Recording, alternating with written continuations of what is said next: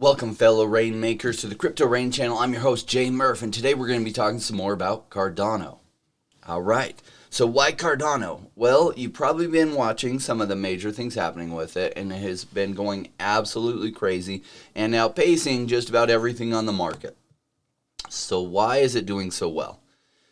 Well, my background is in real estate investment, and I've been doing that for 20 years. And when you're building a really big house, what you have to do is spend a lot of time not only planning everything out, but building a really strong foundation. And so Charles, over the years, has taken the time to involve the right people to build a really solid foundation. And what's funny is when all of that's done, all of a sudden you see everything start to go up pretty fast. He hasn't spent money on marketing dollars or anything like that. All of his stuff has gone into building the right system, because if you build it right, all the money is attracted to you. And we're seeing the fruits of that. So for those that have been Cardano fans and held on and been patient, your patience is paying off.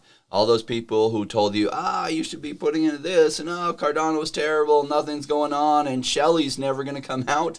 Well, you were right and they were wrong. So the biggest question on people's mind is just how high is this going to go during this market? And I've done a few videos giving specific price targets of where my best guess is that it will go. However, I want to talk today in terms of Cardano's market cap, where I think that market cap will go. And I've actually been a little bit conservative on my numbers, because I knew even at those numbers some people couldn't see it. And I was right. Some people couldn't see it, and they still can't. Some of them, though, are coming over and starting to get a feeling for what's going on. And you can best realize what's going to happen later this year by looking at what happened in 2017. And we'll talk some about that. So stay tuned, strap in, and we are going to get into it.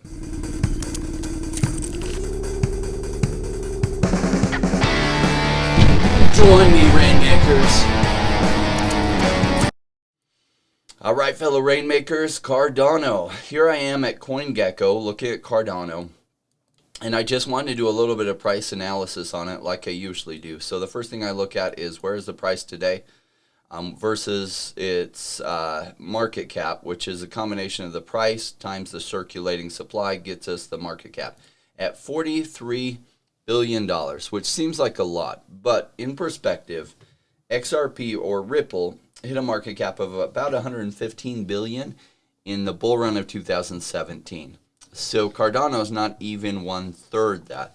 And I have had some people on some of my videos comment that there's no way it hits above $3, which would actually put it a market cap below what XRP was at last cycle, which would be ridiculous if it didn't hit at least that. So just because someone can't see it doesn't mean it's not going to happen. They just don't understand not only what's going on with Cardano, but they don't understand what happens when you get massive, massive FOMO. I was talking with a good friend of mine, a fellow real estate investor, really sharp guy. He's just done so much along investment and understands real estate investment better than most people I've met. And I was trying to explain to him, because he wasn't around in 2017, what it will be like. And imagine you're at the beach on like a semi-crowded day. You know how it is when you go to the beach and, there's space to put your blanket down and stuff, but it's a little bit crowded. What happens when there's massive fear of missing out? Imagine being shoulder to shoulder like this, all the way out into like 30, 40 feet into the water, because there's so many people there and it gets so crowded and the space gets so crowded. That's what December of 2017 felt like, and I have a feeling that's what the massive bull run fear of missing out period in this market is going to feel like. And so a lot of things are going to hit some prices that are very irrational. Cardano especially. So a little bit about Cardano's history.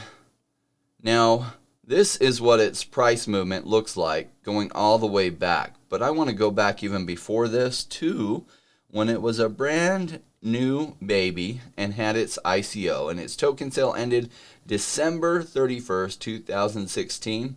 They raised $62 million, and their token price was 0.24 cents. Well, I don't know about you, but I missed out on that. And since then, it has had a 570x return Now, if you had bought it in ETH rather than holding the ETH, or bought it in Bitcoin versus holding the Bitcoin, if you had just held the ETH, Cardano still outperformed it. If you had just held the Bitcoin since that period, even though Bitcoin's gone up so much, Cardano 12x'd versus Bitcoin during that period. Pretty amazing, right? So Cardano, really the bigger goal is making the world work better for all. And I like that. Cardano is a blockchain platform for change makers, innovators, and visionaries with the tools and technologies required to create possibility for many, as well as for the few, and bring about positive global change. I love the vision of this, and imagine all the things it could do. Imagine voting could be on the blockchain, one person, one vote, and it would allow dictators not to be able to steal the vote from their people anywhere around the world, as long as countries go to this system. Now, it's going to be hard for countries to decide to go to this system because the powerful don't want to go to a free and fair voting system, especially places where they've been stealing the vote. So, imagine some of these third world countries that have huge problems with this, if they could get enough momentum around the world to go to a blockchain like this, a voting system on the blockchain like this, how it could make everything better for those people. Love to see it, and there's so much that it wants to do. Now, they've been working on so much, and so kind of like building that solid foundation, we're seeing everything go up pretty fast. Charles gives hints and clues, and sometimes in his AMAs, it's revealing, and if you have a good memory for what he says is going to happen, you'll remember that he talked about a few big things. Recently, he's talked about putting, one of the steps they're working on very hard right now is completing it so that all of the stable coins can move over to Cardano. And what he said was important about this is, number one, the fees are hugely reduced over what they're paying on the Ethereum blockchain right now. But secondarily, they would be able to pay in the currency that they're sending. So right now, if you're using US dollar Tether on the Ethereum blockchain and you send US dollar Tether to somebody, you then pay your fees in the secondary currency, Ethereum. And so Cardano is going to allow the ability for, if you send US dollar Tether, you can then pay your fees in US dollar Tether, which is awesome. Some of the other things he's talked about that are really, really big is about a year ago, he was talking about speaking with Coinbase, and they were working to set up not only having Cardano on Coinbase. He actually didn't talk specifically about that, but indirectly about that, because he said he was talking to Coinbase to allow staking on Coinbase, cold storage staking. And what that means of cold storage staking is that your Cardano isn't on a wallet that can be hacked. It's on a wallet that's air gapped away from being able to be hacked in what they call cold storage.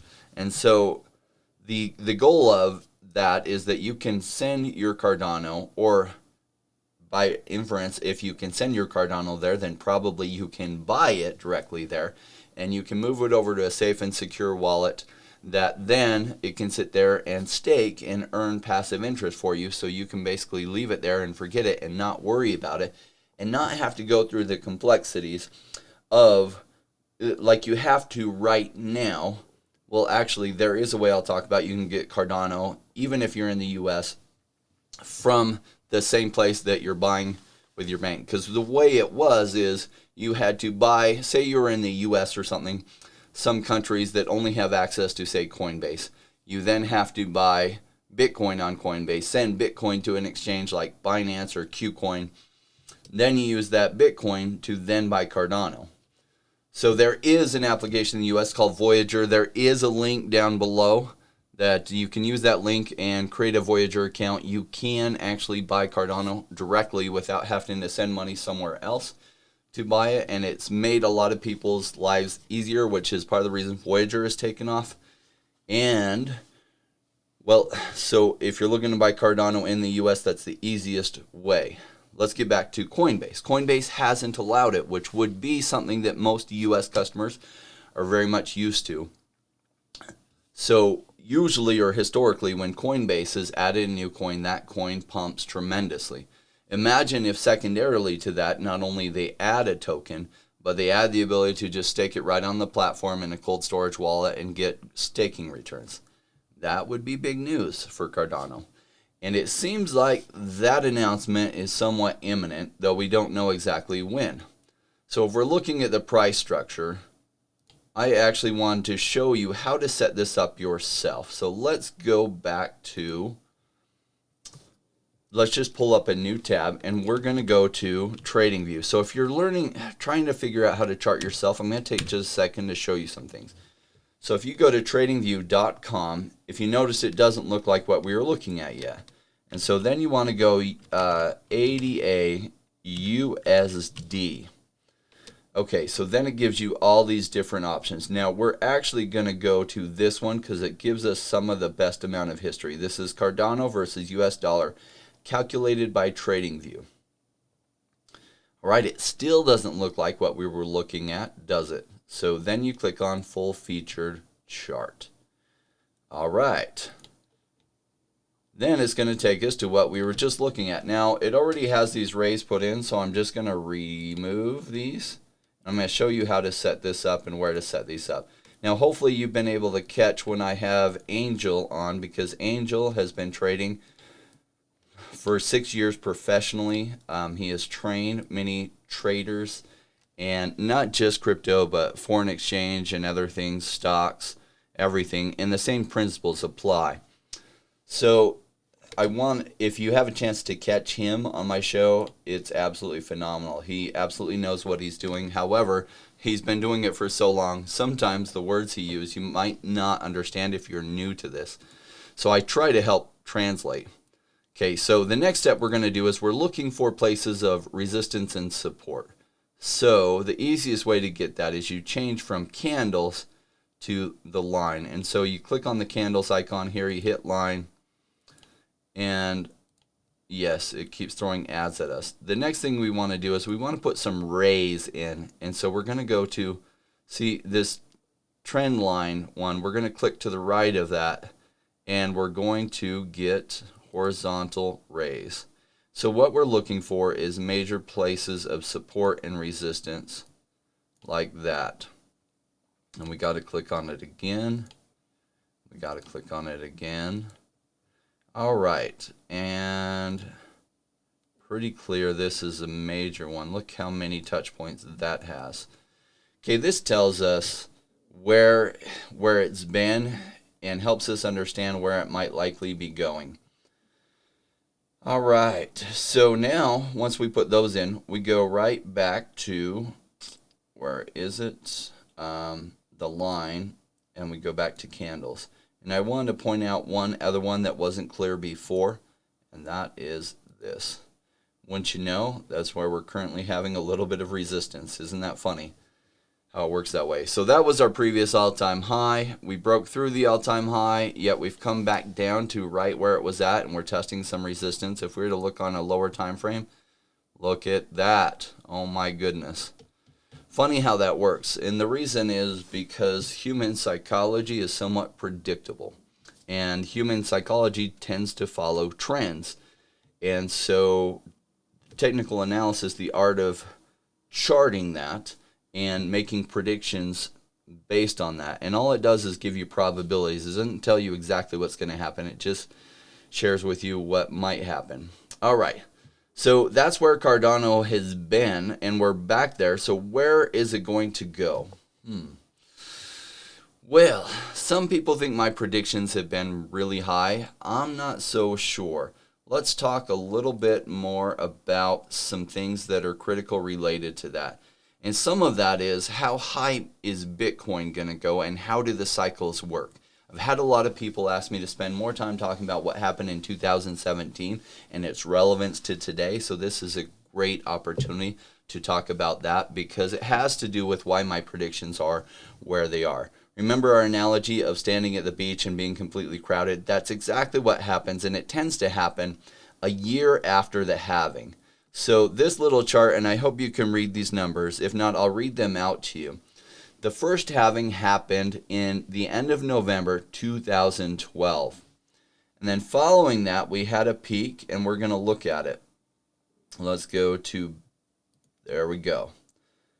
We had our peak in November 2013. Now what's interesting is it's not quite at the end of November. So the peak of that market happened, well, it's right there near the end of November. So the peak happened almost exactly 12 months later. All right, back to our chart. The second halving happened July 9th, 2016. All right, so let's see when this peak happened. November 2017. Notice that there's a bigger gap. So not a year later, it was a little more than a year later. So again, that was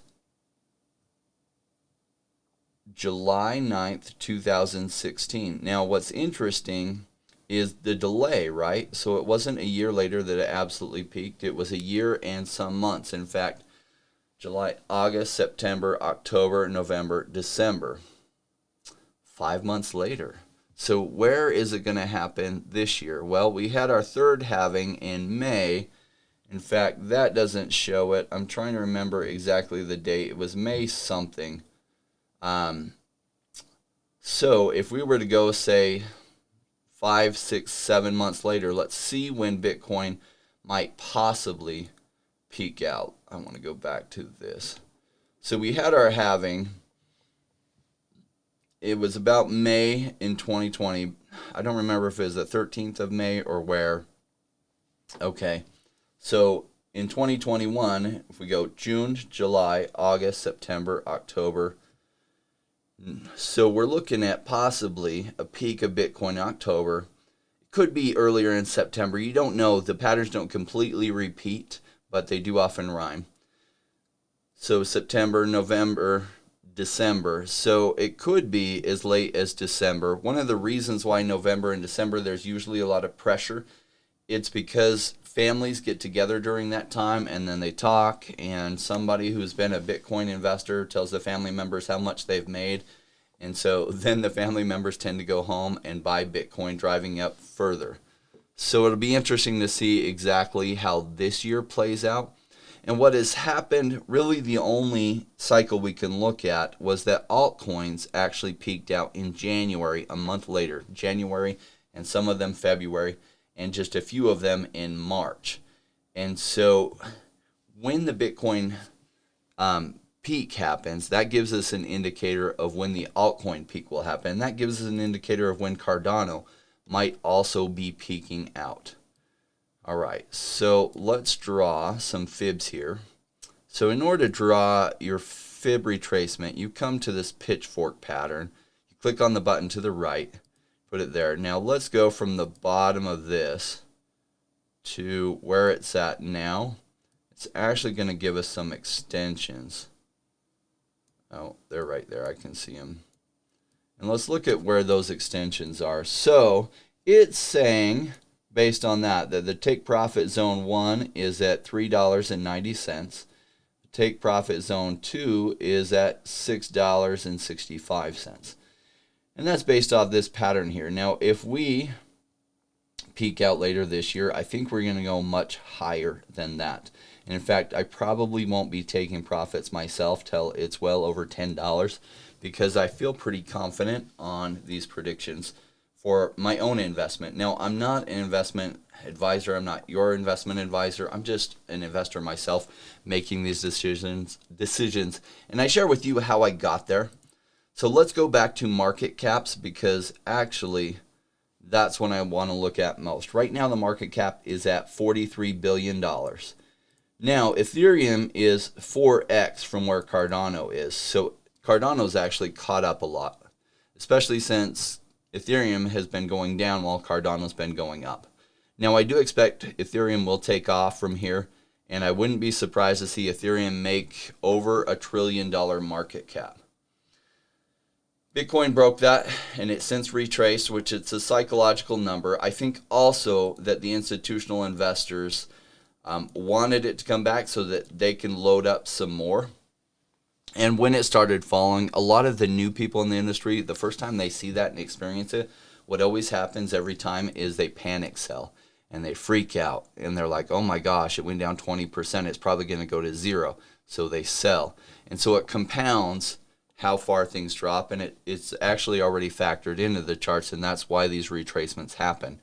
And so it's not the first time it's happened. It happens actually every time. And especially brand new people don't know that that's the time to be buying. Instead, they're doing the opposite of selling to the experienced people who know that that's the time to be buying. Wish it didn't happen. I hate to see them make that choice, but honestly, everyone who's brand new goes through that. So essentially, you're paying your dues through your learning curve, right?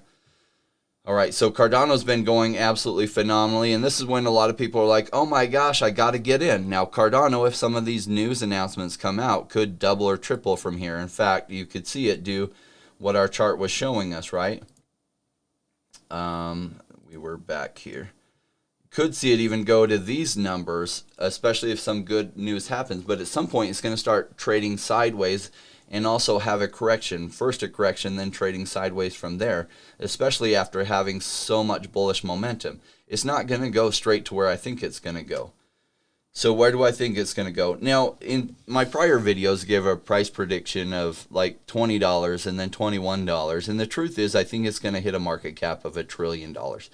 A market cap of $1 trillion, it's about $30 Cardano. Now, why do I think that's going to happen? Well, XRP hit 115 billion, and it didn't have near the fundamentals of what Cardano has. Number two, more money is coming into the space than ever before, and so it's not going to be the only $1 trillion market cap coin, which in the last cycle, Bitcoin's market cap didn't make it to $1 trillion, and even still, Ripple's hit so high. So I think this cycle, Bitcoin will hit 4 to 6x where it's at, and then maybe even higher, but probably 4 to 6x where it's at, which would give it a market cap of like 4 trillion, maybe 5 trillion, somewhere in that ballpark. And then Cardano and Ethereum and possibly one or two others might break $1 trillion market cap. Now realize that if they do hit these numbers, it's not going to be there for very long.